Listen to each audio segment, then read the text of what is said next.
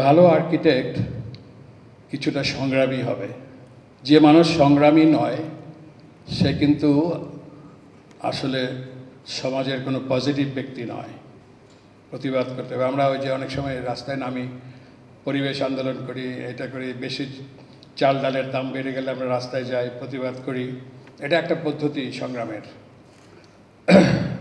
আরেকটা সংগ্রামের পদ্ধতি হচ্ছে যে আপনি ওই ধরনের, যেমন আমার কাছে কিছুদিন আগে, কিছুদিন না বেশ আগে, এক ভদ্রলোক আসলেন, বললেন যে পেডিমেন্ট, গ্রিক আর্কিটেকচার পেডিমেন্ট, তারপর কলাম, ফুলওয়ালা কলাম, যেটা Corinthian column with floral capital ইত্যাদি করে একটা বাড়ি করতে হবে। উনি আমার ছবিও দেখালেন যে এটার মতো কাছাকাছি করে ওটা বাড়ি বানিয়ে দেন। তাই বললাম যে আমি এই ধরনের কাজ করি না। তাই বললাম যে আমি মডার্ন কাজ করি। তো মডার্ন মানে কি? এটা তো সুন্দর, এটা কেন করবেন না?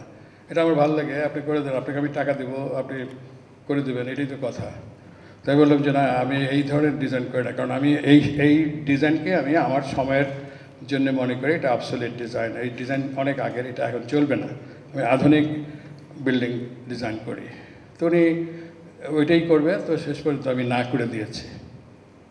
কিন্তু আমি যদি না করতাম তাহলে কিন্তু আমার একটা গাড়ি কিনতে পারতাম ওর টাকা দিয়ে। কিন্তু আমি না করে দেওয়াতে হাটকে চলো, হেঁটে হেঁটে চলতে হবে, ওইখানে কিন্তু সংগ্রামের ব্যাপার আছে। এই ধরনের একটু সংগ্রাম করা আমরা পারি। একজন যে ও তো একটা এক ধরনের ছিল। আবার কিছু ক্লায়েন্ট আছে তাদেরকে মডার্ন আর্কিটেকচার কী, তাহলে তাকে শিক্ষিত করা যায়। আমি তখন ওই যে রিচার্ড মেয়ার, টাটা মান্ডো, এইসব বই নিয়ে খুলে দেখাইছি যে আমরা এখন এই ধরনের বিল্ডিং করি। তো একবার দেখলাম, আমি বললাম যে দেখেন এখানে আলোটা খুব সুন্দর, বাতাস, আননেসেসারি এগুলি নাই, ডেকোরেশন ইত্যাদি বলে বোঝানোর পরে সে কিন্তু বললো যে ঠিক আছে, আপনি যেটা ভালো মনে করেন করেন। একটা হলো যে আপনাকে দু একটা কাজ করতে হবে না, যেখানে দেখেন যে একটা ডায়ামেট্রিক্যালি অপোজিট নেচারের একটা লোক, আপনি করবেন না। আমরা যদি সব আর্কিটেক্ট তাকে না করতাম, যেটা এই পেডিমেন্টওয়ালা বাড়িটা আমি করবো না, সবাই যদি আমরা না করতাম সে যাবে কোথায়? একজনের কাছে না একজন আমাকে আসতো। সেই জন্য এটা সংগ্রাম সাধারণত সবাই মিলে করতে হয়। কিন্তু যদি আবার সংগ্রাম সবাই মিলে না করা যায় তাহলে একজনে করতে হয়। কেউ যদি না আসে তবে একলা চলরে ওই লাইনে যেতে হয়। এই হলো একটা বিষয়। তাহলে আমি কি বললাম এতক্ষণ? সেটা হচ্ছে যে কালচারে the ontological dimension, the time in place ভালো করে বুঝতে হবে। একটা ইমোশনালি কালচার বুঝলে হবে না। কালচারে অনেক উল্টোপাল্টা জিনিস আছে। আমাদের হিন্দু ধর্মে, মুসলিম ধর্মের থেকে যে বেরিয়ে এসছে যে কালচার অতীতে, তার মধ্যে অনেক কিছু জিনিসই আধুনিক সমাজ চিন্তায় যুক্তিতে টেকে না, এবং সেটা বুঝতে হবে। অন্ধের মতো ধর্ম পালন করার কোনো মানে নাই। ধর্মতে এগুলি বলেও নাই। কিছু অশিক্ষিত ধর্মীয় লোকরা এগুলোকে চালু রেখেছে, ওদের আর্থিক লাভ হয়। কিন্তু এরকম কট্টরবাদী হওয়ার কোনো ধর্মেই নাই। যথেষ্ট ধর্মে ভালো করে পড়লে দেখা গেছে যে ধর্ম বেসিক্যালি লিবারাল, সময় উপযোগী চলতেই বলে, সময়ের কথাই বলে। তো যাই হোক, ওটা মানে অনেক সময় লাগবে ওটা। আমরা ধর্মের বিরুদ্ধে না গিয়েও কিন্তু প্রগতিশীল হতে পারি, এবং সেটা বুদ্ধি বের করতে হবে আমাদের। আচ্ছা, এখন আসি আর্কিটেকচার। আমরা যে মডার্ন আর্কিটেকচার বললাম, what is modern architecture? Modern architecture কি? আগেকার দিনের যে আর্কিটেকচার ছিল, মানে মডার্নিজমের আগে, সেটা ছিল যেমন আপনারা যারা গ্রিক আর্কিটেকচার পড়েছেন আপনারা জানেন নিশ্চয়ই যে গ্রিক আর্কিটেকচারটা এসেছিল কাঠের আর্কিটেকচার থেকে। কাঠের যে কলাম দিয়ে পেডিমেন্ট করে, আমাদের গ্রামের বাড়িও কিন্তু পেডিমেন্ট হয়, গ্যাবেল এন্ড বলে এটাকে, তিন কোনো একটা জিনিস হয় না, ওইটি কিন্তু পেডিমেন্ট। তো ওটা কাঠের বাড়িতে হতো, দুদিকে চাল করার জন্য একটা পানিটা যাতে পড়ে যায় বৃষ্টির, ওই জন্য একটা স্লোপ লাগে, আর এটাকে টানা না দিলে শক্ত হয় না, সব ট্রায়াঙ্গেল। ওই ট্রায়াঙ্গেলটা বিল্ডিংয়ের এক সাইডে আসতো। পেডিমেন্টে কিন্তু চারদিকে থাকতো না গ্রিক, দুদিকে এই পেডিমেন্ট, আর অন্যদিকে pillar pillar pillar pillar pillar series of pillar. সেটা হচ্ছে গ্রিক আর্কিটেকচার, এবং এটা কাঠের আর্কিটেকচারকে ফলো করা হয়, এবং সেটা স্ট্রাকচারালি রং ছিল। গ্রিক আর্কিটেকচার খুব সুন্দর, কিন্তু এটা structurally totally wrong. It was corrected by the Romans. রোমানরা দেখলো যে পিলার দিয়ে কিন্তু ম্যাসনরি, মানে পাথরের বিল্ডিং হবে ম্যাসনরি ওয়াল, ওয়ালের আর্কিটেকচার, কতগুলি ওয়ালের উপর আর্কিটেকচার করলে সেটা হবে ইটের বা পাথরের তৈরি বাড়ি, পিলার হবে কাঠের বা লোহার। সো রোমানরা যখন আসলো, রোমান আর্কিটেকচারে দেখেন ওই রকম পিলার নাই, ফোরাম টোরামে কিছু পিলার আছে, অর্থাৎ গ্রেকো রোমান, ওটাকে বলা হয় গ্রেকো রোমান, মানে Greek influence and Roman influence দুটোই রয়ে গেছে, কিন্তু ওরা অনেকটা কারেকশন করলো। আমাদের এখানেও যেমন হিন্দু টেম্পলগুলোতে আপনার আর্চ ব্যবহার করা হয় না, তারা আর্চ জানতো না, আর্চ দিয়ে ম্যাসনরি বিল্ডিং করা কারেক্ট। ওটাকে কি বলে বলেন তো দেখি, আর্চ ছাড়া যেটা করে, হ্যাঁ, ট্র্যাবিয়েটেড সিস্টেমে হিন্দু টেম্পলগুলি হতো, কারণ তখনও তারা আর্চ শিখেনি। যেই মাত্র আর্চ এসে গেল আমাদের এখানে, মোগলদের আগে এসছে, বা মোগলরা এসে এটাকে খুব পপুলার করলো।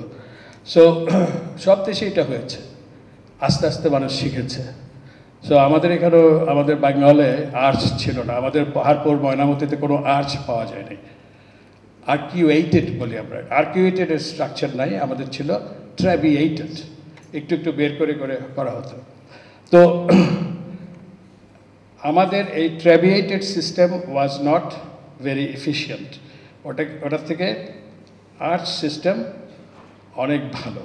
তাহলে আমি যদি বলি যে আমার ট্রেডিশন হলো, আমরা হিন্দু বা মুসলিম, আমরা এখানকার বেঙ্গলের আর্কিটেকচার এরকম, তাহলে ওটাই চালাতে হবে, এই দাদার দাদার দাদার দাদার আবার একটাই চালাতে হবে, তাহলে রাইট নাকি না আমি ইয়েতে আসবো, আর্চে আসবো?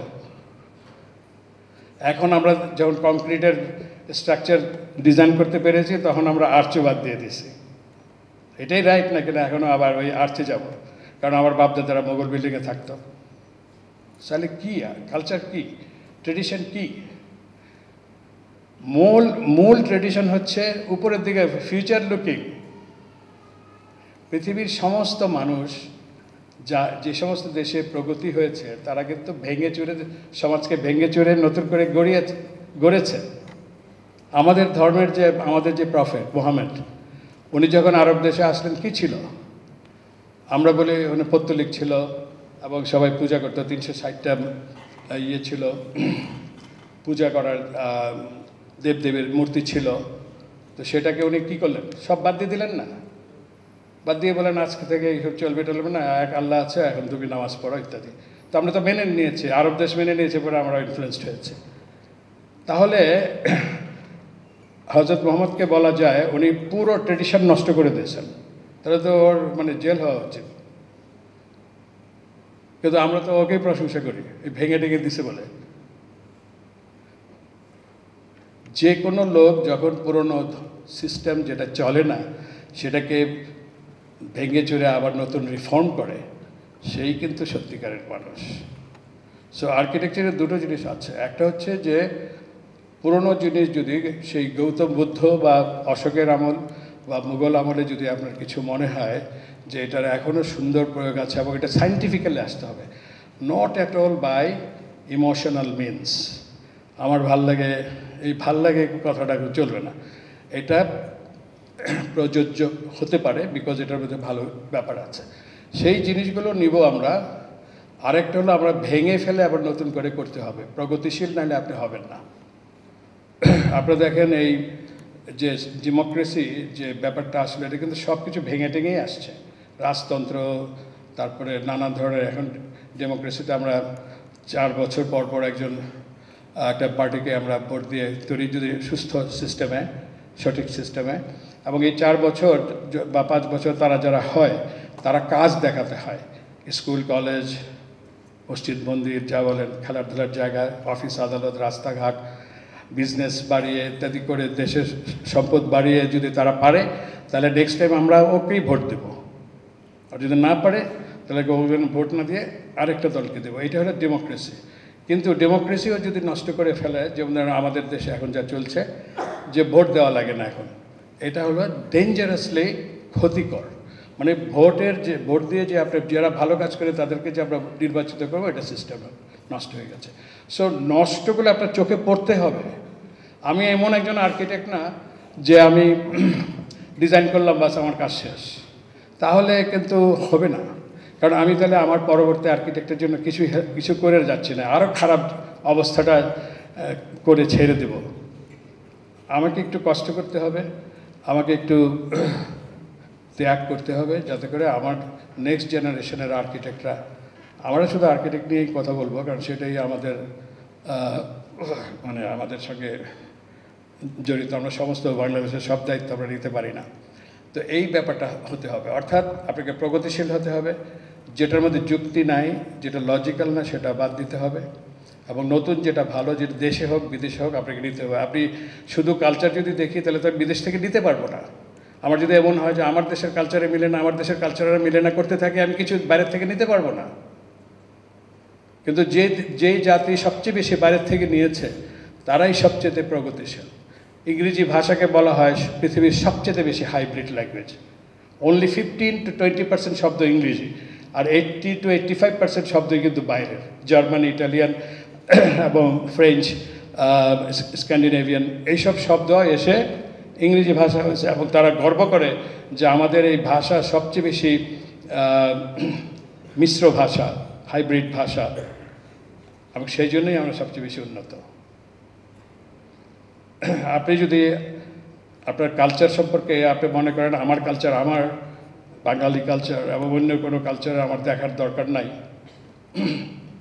তাহলে কি হবে? তাহলে আপনি কালচারাল পয়েন্ট অফ ভিউতে গান্ধী বলেছিলেন, মহাত্মা গান্ধী বলেছিলেন যে তোমার ঘরের জানালাগুলো খুলে দাও, তুমি যদি না খুলো তাহলে তুমি দম বন্ধ হয়ে, না কি বলে এটাকে, মারা যাওয়া। তুমি যদি জানালাগুলি না খোলো তাহলে তুমি ভিতরে আবদ্ধ, না কি বলে, দম বন্ধ বলা যায় নাকি? হ্যাঁ, সাফোকেশন তো ইংরেজি বললেন, বাংলা খুঁজতেছে, আছে যাই হোক। হ্যাঁ, সাফোকেশন শব্দটাই বলতে চাচ্ছি বাংলায়। তো সাফোকেশন হয়ে, সাফোকেটেড হয়ে আপনি মারা যাবেন।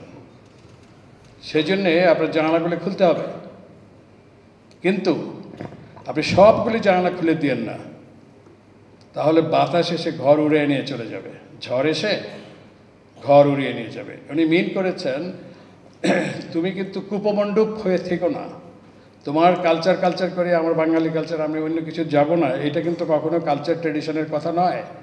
আপনাকে ভালো জিনিস গ্রহণ করতে হবে, জানালা খোলা রাখতে হবে, অর্থাৎ বাইরের বাতাস আসতে দিতে হবে, বাইরের আইডিয়াজ আসতে দিতে হবে, বাইরের চিন্তাধারা আসতে দিতে হবে। কিন্তু বাইরের জিনিস নিতে নিতে এমন করো না যে তোমার কিছুই রইল না, পুরোটাই চলে গেল, তোমার শূন্য হয়ে গেল, তুমি সবটাই বাইরে নিয়ে নিলা, সেটা আবার করতে পারবে না। তাহলে কালচার কি দাঁড়াচ্ছে? কালচার যে আপনারা দেখলাম যে আপনাদের অনেকগুলো প্রজেক্টের মধ্যে ট্রেডিশনের কথা আসছে, বেশ কিছু স্কুলে আপনাদের একটা ট্রেডিশনের আবহাওয়া আছে, ট্রেডিশন। বাট এই ট্রেডিশন জিনিসটাকে কিন্তু ভালো করে বুঝতে হবে, তা নাহলে কিন্তু এটা ক্ষতি করবে। ট্রেডিশন আপনি ততটুকুই নেবেন, নিজের ট্রেডিশন, যেটা যাচাই বাছাই করে আপনি নেবেন, আর যেটা আপনার বাইরের থেকে যেটা আপনার ভালো, এটা নেবেন। এখানে কিন্তু লজ্জার কিছু বিষয় নেই, কোনো অসুবিধা নাই। জাপানিজদের কিন্তু কালচার অনেক স্ট্রং, কিন্তু তারা কিন্তু স্যুট পরে থাকে সারাক্ষণ, প্যান্টার সোয়েটার পরে থাকে। তাদের যে কিমোনো টিমোনো আর কি সব ড্রেস আছে না, জুডো মুডো এইসব পরে, ওদের রাস্তায় দেখা যায় না একটা, ওই শুধু ওদের ওই ক্লাবের ভিতরে, এমনিতে একেবারে ওয়েস্টার্ন ড্রেস পরে চলে। সারা পৃথিবী ওয়েস্টার্ন ড্রেস পরে, যেটুকু আমি পরেছি। এটা অ্যাভয়েড করতে হবে, এমন কোনো কথা নাই। আমরা কোন জিনিসগুলো নিতে পারি সেগুলো আসলে বের করে নিয়ে আসতে পারা যায়, যে এগুলো নিতে পারি। আর কতগুলো জিনিস আছে যে আমরা নিতে পারবোই না, কারণ এটা কমপ্লিটলি, যেমন ধরেন এই যে মোটর গাড়ি, আর একটা বাংলাদেশের জন্য মোটর গাড়ি আর আলাদা করে বানানোর দরকার আছে কিনা? একটা আলাদা করে একটা আপনার যে আছে আইফোন বানায়, বাংলাদেশের জন্য একটা আইফোন, এটা দরকার নেই। যেটা আমাদের দরকার ওটার মধ্যে বাংলা থাকলেই হলো, বাংলা অক্ষর দিয়ে কাজ করতে পারলেই হলো, তাই তো? তো ওই রকমভাবে কিছু থাকবে। আমার আইফোনের ভিতরেও কিন্তু বাংলা আছে, বাংলা ভাষা আছে। সো এটা কিন্তু বাঙালিদের জন্য হয়ে গেল। আপনি যদি শুধু বাংলা ইউজ করেন, ইংরেজি ব্যবহার না করেন, তাহলে তো এটা বাঙালিদের আইফোন হয়ে গেল, তাই না? তো ওইভাবে আমাদের নিতে হবে, have to be very careful. অর্থাৎ আমি বলতে চাচ্ছি যে আধুনিকতাই আপনার মূল সুর হবে। আধুনিকতার উপর বেস করে, আধুনিকতার যেটা প্রবলেম, আধুনিকতার প্রবলেম দেখা গেছে যে পৃথিবীর প্রায় সব বিল্ডিং কাছাকাছি হয়ে যাচ্ছে, যেটাকে বলে আইডেন্টিটি ক্রাইসিস। এবং এটা 70s, 80s, 90s সারা পৃথিবীতে আর্কিটেকচার স্কুলগুলোতে এই অনেক সেমিনার হয়েছে যে আইডেন্টিটি ক্রাইসিস নিয়ে। এবং তারপরে দেখা গেল আমরা বুঝি আর না বুঝি ট্রেডিশন করছি without really understanding what is tradition. Identity crisis মানে আমরা যে বাঙালি সেটা আর থাকছে না, জাত যাচ্ছে, জাত গেল, এই ব্যাপারটা আর কি। তো আমরা কীভাবে একটা বাঙালিপনা আমাদের আর্কিটেকচারে আনবো, আমাদের ব্যবহারে আনবো, আমাদের জীবন পন্থায় আনবো, এই বিষয়গুলো হচ্ছে যে সেই আগেকার বাঙালির মতো কিন্তু আর হওয়া যাবে না। ঊনবিংশ শতাব্দীর বাঙালি কিন্তু আর আপনি হতে পারবেন না। আপনাকে এই একবিংশ শতাব্দীর একজন বাঙালি হিসেবে আপনাকে তুলে ধরতে হবে, এবং সেটাই হচ্ছে টাইম অ্যান্ড প্লেসের ইকুয়েশন। আপনি কিন্তু কিছুতেই যেতে পারবেন। যেমন আমি খুব সহজভাবে বলি, যেদিন আমরা কাঁচা মাংস খেতাম, যেদিন আমরা সিদ্ধ করে রান্না করে মাংস খেতে শিখেছি, সেদিন থেকে আমরা কিন্তু আর কাঁচা মাংস খাই না। এখন যদি আপনি বলেন আমাদের ট্রেডিশন ছিল কাঁচা মাংস খাওয়ার, আমার অনেক পূর্বপুরুষরা কাঁচা মাংস খেত, আমিও কাঁচা মাংস খাবো, তো সেটা তো হবে না। ঠিক তেমনি ট্রেডিশন বলে ঝাঁপিয়ে পড়লে হবে না। আমাদের আধুনিক সমাজের সঙ্গে সেটা যদি সামঞ্জস্য না হয়, তাহলে সেই ট্রেডিশনগুলো বাদ দিতে হবে। আমাদেরকে নতুন ট্রেডিশন তৈরি করতে হবে। ট্রেডিশন কিন্তু নতুন হতে পারে, new tradition, and everything can change for betterment. As long as you can change for betterment, that betterment is our new culture. Chinese যে মানে এই সেদিনের ছোকরা এত বাহাদুরি দেখাচ্ছে, আমরাও যেটা পারি না, ওরা কত $220 বিলিয়ন খরচ করে ওয়ার্ল্ড কাপ করলো, আর আমরা তো $12 বিলিয়ন উপরে কখনো খরচ করি নাই। রাশিয়া করলো $12 বিলিয়ন, আর কাতার করলো $220 বিলিয়ন খরচ করে, এবং হিউজ ব্যাপার। কাতাররা বোঝালো যে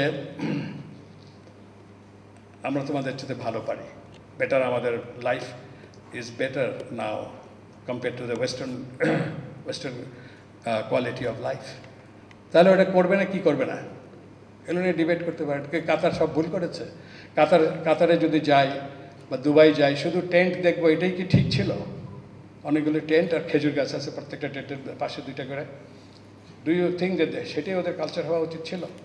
ওদের তো হাজার হাজার বছরের কালচারই হলো একটা টেন্ট আর পাশে একটা উড জাবর কাটছে আর 2টা খেজুর গাছ। আর যদি খুব ভাগ্য ভালো থাকে একটুখানি একটা কুয়া আছে, পানির কুয়া আছে, আর তা না হলে 10 মাইল দূরের থেকে পানি আনতে হবে। তো ওটা তো ওদের কালচার ছিল।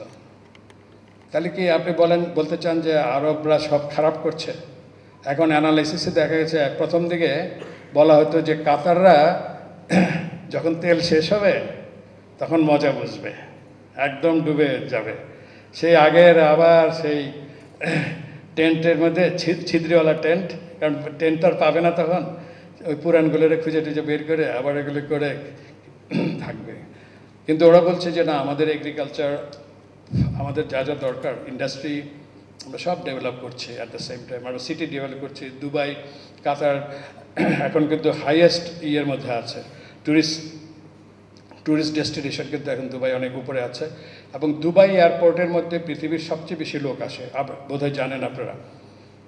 দুবাই হচ্ছে traffic wise most busy or busiest air terminal in the world. Dubai কোথাকার এক ছোট্ট দেশ, আরব এমিরেটস, সৌদি আরবের থেকে অনেক অনেক অনেক অনেক অনেক ছোটো, বাংলাদেশের থেকেও ছোট। সেই দেশে এখন পৃথিবীর সবচেয়ে বেশি এয়ার ট্রাফিক হয়, প্লেন উঠে আর প্লেন নামে। এবং Dubai airport most organized airport in the world. আপনি দেখেন এই ইউটিউবে দেখলে দেখবেন। সো এগুলো কি সব ভুল হচ্ছে? একদল বলে যে হ্যাঁ ভুল হচ্ছে, ওর কালচার চলে গেছে, ওর তো উটের মধ্যে চলতো, এখন আবার বড় বড় মার্সিডিস চালায়, আর বিএমডাব্লিউ চালায়, ওডি মার্ফি চালায়, এগুলো মানায় না, ওদের তো সেই উটের মধ্যে যাবে আর ঝাঁকাইতে ঝাঁকাইতে গান গাইতে গাইতে যাবে। তো সো কালচার, আপনি যদি চাইনিজরা 25 বছর আগে ইন্ডিয়ার চেয়ে তাদের জিডিপি কম ছিল।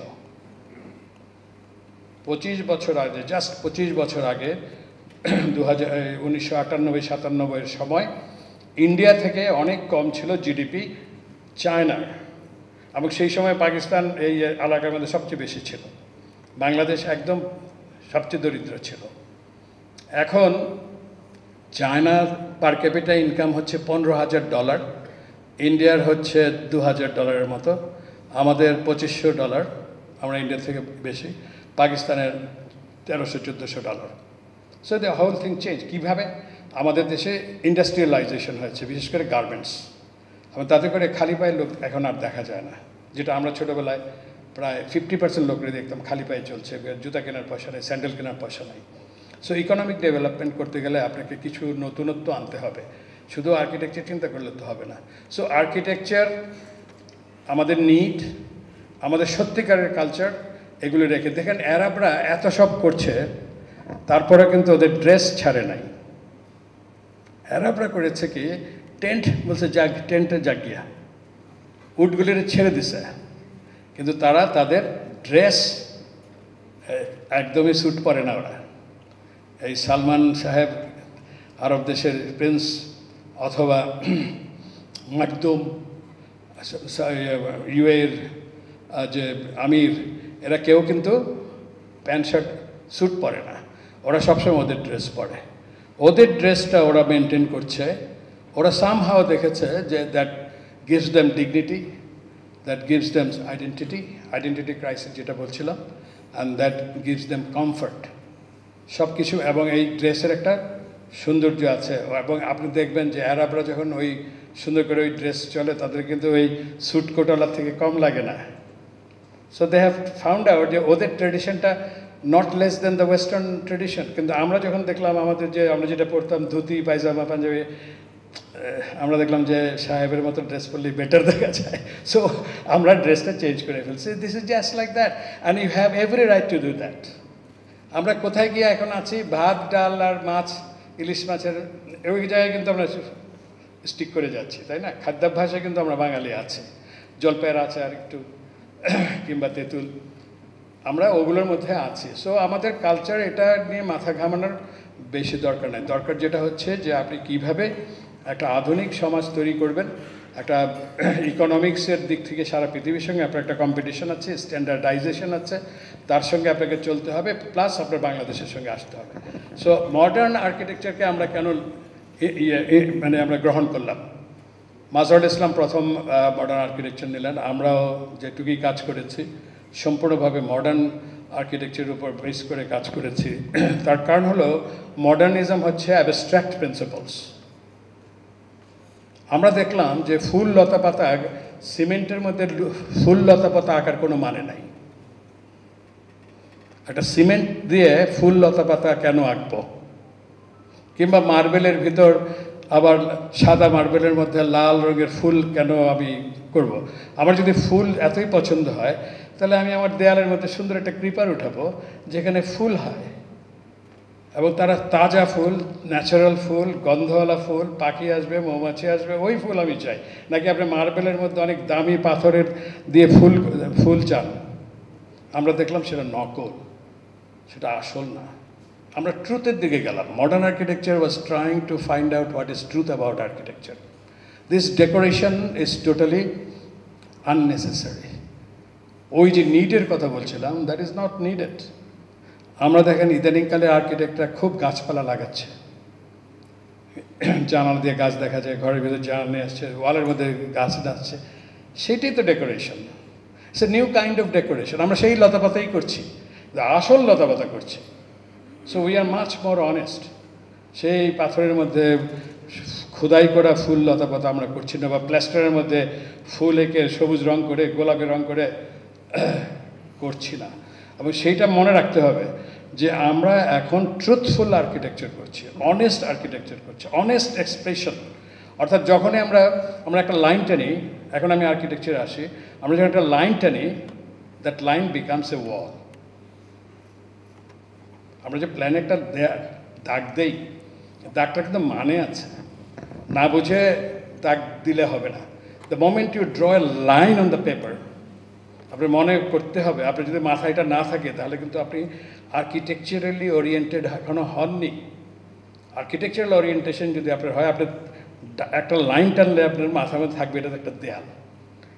তারপরে কোয়েশ্চেন আসবে এটা কিসের দেয়ালের টাইম দিলাম, এটা কি কংক্রিটের দেয়াল, ব্রিকের দেয়াল, মাটির দেয়াল, বাঁশের দেয়াল, কিসের দেয়াল? এটা যদি আপনার মাথায় না থাকে তাহলে আপনি একটা লাইন টানলে না এটা তো পরে দেখবো, এটা কংক্রিট হবে না ব্রিক হবে এটা পরে দেখবো, যে পরে করব এলিভেশন আইকেটিকে ঠিক করব, ওরা কিন্তু দুর্বল আর্কিটেক্ট। গুড আর্কিটেক্ট লাইন টানার সাথে সাথে সে দেখবে একটা কংক্রিটের ওয়াল উঠে গেছে, বিকজ সে এটা মিন করতেছে to be a concrete wall. A line is a wall, a dot is a pillar. যে ডট দেই গোল, that becomes a pillar without capital or without any base, a shaft only. Only the shaft is necessary that can take the load. Base and capital, fancy জিনিস, we don't need. So the culture of the need is there in the modern architecture. Modern architecture কিন্তু culture of the need থেকে আসছে. We do not do any single thing which is not necessary in the modern architecture. If you find anything যেটা দরকার ছিল না করা হচ্ছে, তাহলে বুঝবেন যে আপনি ভালো মডার্ন আর্কিটেক্ট নন। Based on what is needed. Now there are two kinds of need, একটা হচ্ছে যে ফাংশনাল নিড, আর হচ্ছে ফিজিক্যাল নিড, আর একটা হচ্ছে সাইকোলজিক্যাল নিড। কিছু কাজ আমরা সাইকোলজিক্যাল নিডের জন্য করি, কিছু কাজ আমরা করি বায়োলজিক্যাল নিডের জন্যে। আলো বাতাসটা কিন্তু বায়োলজির জন্যে, আর ফিজিক্যাল হলো যে শুতে পারি, বসতে পারি, খেতে পারি, এইসব। সো বিভিন্ন অ্যাক্টিভিটির জন্য যে জিনিসগুলো সহজভাবে করা যায়, সবচেয়ে সহজভাবে সেটা দিয়ে আমরা বিল্ডিং করি, মডার্ন বিল্ডিং। এখন কথা হচ্ছে যে আমার তো লতাও দিলেন না, ফুলও দিলেন না, আমার দেয়ালটা কেমন লাগে, মোড়া একটা দেয়াল লাগে। তখন আমরা বলছি যে না, আমাদের দেয়াল মোড়া নয়, কারণ আমরা ডেকোরেশনের যে অল্টারনেটিভ দিয়েছি। আমাদের ডেকোরেশন এখন কি সুন্দর একটা ব্রিক ওয়াল। ব্রিকটা আমরা প্লাস্টার করি না, তোমরা প্লাস্টার করতে, আমাদের আগের জেনারেশন, আগের প্লাস্টার করতো। আমি বলছি যে আমরা প্লাস্টার করব না, আমরা ইটের যে বন্ড আছে সেটাকে এক্সপ্রেস করে সুন্দর একটা ওয়াল তৈরি করব, টেক্সচার দেবো, কালারটা চুজ করবো, ভালো একটা পরা ইট নিব, যার আপনার কালার ভালো ওরকম বাজারে আমরা খুঁজি যেটা দিয়ে সুন্দর একটা টেক্সচার হবে। সেটা আমাদের এখনকার কাজ। মডার্ন আর্কিটেক্ট কী করবে, ইট ব্যবহার করার আগে কোন ইট ব্যবহার করবে সে বাজারে যাবে, ঘুরবে, সিলেক্ট করবে, এবং সে কিছু দূর কাজ করবে, মিস্ত্রিকে দিয়ে কিছু দূর কাজ করে দেখবে যে না এটা করো, আরেকটু ছোটো করো, মোটরটা আরেকটু মোটা করো, এই করে you will find out how to make a very beautiful brick wall which will be able to fight against the decorated wall. আগেকার দিনে ডেকোরেটেড ওয়াল যেটা ছিল ফুল লতা পাতা করে, সেটার সঙ্গে সে ফাইট দিতে পারবে। It's a new conscience, new aesthetics, new way of discovering beauty. So modernism has discovered a new way of understanding beauty. Beauty has been changed, the concept of beauty has been changed. এবং আমরা দেখলাম এটাই তো ভালো। এবং সেই জন্যে আমাদের যে ইয়াং বাবা মা যারা আছে তারা কিন্তু অনেক সময় নালিশ করে যে আমার ছেলেটা বেয়াদব হয়ে যেতেছে, খালি সারাক্ষণ এই করে ওই করে, কারণ ও দেখছে যে ও এরকম করে নাই ওর বাবার সঙ্গে, কিন্তু ওর ছেলেরা ওর সঙ্গে করে। তো এই জিনিসটা হচ্ছে। সো সমাজ আপনি চান না চান, তারা একটা সাইড ভালো হতেই থাকবে, আর একটা সাইড অর্থের লোভে এটাকে খারাপ করবে। এবং এইটাই হচ্ছে সংগ্রাম। এই সংগ্রামের মধ্যে আপনাকে ভূমিকা রাখতে হবে। আর্কিটেকচারের থ্রুতে আপনাকে একটু সংগ্রামী হতে হবে। আপনি কখনোই একটা ডিজাইন যেটা হওয়া উচিত না সেটা ওই রিকোয়েস্টে, ওই ক্লায়েন্টের রিকোয়েস্টে বা একটা ছবি দেখালো সিঙ্গাপুর থেকে এনে যে এটা এরকম করে দেন, সেটা আপনি নেবেন না। যদি আপনি নেন তাহলে কিন্তু জীবনে কখনো আর ভালো আর্কিটেক্ট হতে পারবেন না। এটা এমন সোজা না যে আমি এইটার মধ্যে খারাপ আর্কিটেকচার করলাম, কিছু পয়সা পেলাম ক্লায়েন্টের কাছ থেকে, পরেরটাতে আমি আবার আমার মতো করে করবো, এটা হয় না। Once you can accept something wrong, you can never avoid wrong things to be done by you. And that is the problem of human nature. কারণ হিউম্যান নেচার শুদ্ধ রাখতে হবে, এটা হলো একটা সাইড। এখন ভালো চাকরি পাওয়া, ভালো জব পাওয়া, ভালো পাওয়া, এগুলো তো আর এগুলোর জন্য কাজ করতে হয়। কেউ এসে আমাকে কাজ দেয় না। আপনি যত বড় আর্কিটেক্টই হন, কোনো ক্লায়েন্ট এসে আপনাকে দেয় না, আনলেস আপনি অলরেডি খুব ফেমাস হয়ে গেছেন, তখন আসে। কিন্তু আপনাকে প্রথম যখন হয়, তখন সবচেয়ে ভালো হলো যে আত্মীয় স্বজনের কোনো একটা কাজ কম পয়সায় করতে হয়। প্রথম যখন পাস করবেন, তখন চাচিরটা মানে খালারটা ঝুলে পড়বেন যে আপনার বাড়িটা আমি ডিজাইন করে দেবো, যদি সুন্দর করে করতে পারেন। হয়তো পয়সা টয়সা কম পেলেন, কই মাছ আর ইলিশ মাছ খাওয়াই ছেড়ে দিল, ফি দিল না, নিজের পয়সা দিয়ে খাইটা খাইটা একটা ডিজাইন করলেন কোনো রকম। দেখবেন ওই বিল্ডিং দেখে আপনার কাছে 10টা আসবে, 5টা আসবে, ওই 5টা দেখে আপনার 50টা আসবে। এবং এগুলো একটাও আপনি মিস করবেন না যদি আপনার কারেজ থাকে। যে লোকটা একটা করিন্থিয়ান কলমের বাড়ি করতে আসে আপনার কাছে, সে কিন্তু আপনার সঙ্গে মিশে কথা বলে তাকে কনভিন্স করে, আমি বললাম না, ম্যাগাজিন দেখান, আধুনিকতা দেখান, কথা বলেন, ডায়ালগে বলেন যে ভাই বা চাচা আপনার বাড়িটা আমি করব, কিন্তু আপনি আমার সাথে 2 দিন কথা বলতে হবে, কারণ আপনাকে আমার বুঝতে হবে আপনার বাড়ি করব। এই বুঝতে গিয়ে আসলে ওকে বুঝাইবেন, বুঝিয়ে দিয়ে আপনাকে এটা করতে হবে। This is called salesmanship. আপনি ভালো কাজের আপনি ভালো, it's not good, it's not enough. আমি একজন ভালো architect, it's not enough. My client must know that I am good, the society must know that I am good. এবং সেটা কীভাবে আপনি সোসাইটিকে জানাবেন? সেটার জন্য হবে যে আপনাকে প্রথম কিছু ভালো কাজ করতে হবে। একেবারে আদা জল খেয়ে, কষ্ট করে মশার কামড় খেয়ে যেমনি হোক, আপনাকে প্রথম 1-2 বাড়ি সুন্দর করে করতে হবে, রিয়েলি ভালো খেটে। এবং ভালো আর্কিটেকচার বলতে যা বোঝায় সেটা করতে পারলে দেখবেন আপনার উঠে যাবেন। আপনি দেখবেন যে 10 বছর পরে ও একজন এত কাজ পাচ্ছে, বিরাট মানে বিরাট একটা সুন্দর অফিস করে ফেলছে, ওদেরই ব্যাচের আরেকজন লোক কিছুই করতে পারছে না। আমরা আবার শিখলাম এক সময়, শিখে ওইটা থেকে ওদেরকে আবার হারিয়ে দিলাম। এইটা হচ্ছে অ্যাডভান্টেজ অফ দ্য গ্লোবালিজম। গ্লোবালের বিরুদ্ধে যাওয়া যাবে না। গ্লোবালিজমের সুবিধাটা হলো ওদের কাছ থেকে শিখে প্রগতিশীল একটা দেশ করবে কি, যেমন চায়নার কোনো টেকনোলজি ছিল না, সব কিছু সাহেবদের কাছ থেকে নিয়েছে। এখন ইউরোপ আমেরিকার যে টেকনোলজি আছে প্রায় সবই চায়না নিজেরা ডেভেলপ করে ফেলেছে, কিন্তু সব সাহেবদের কাছ থেকে নিয়ে। সো এখন তারা ভয় পাচ্ছে চায়নাকে অনেকেই, যে ওরা হয়তো আরও বড় হয়ে যাবে।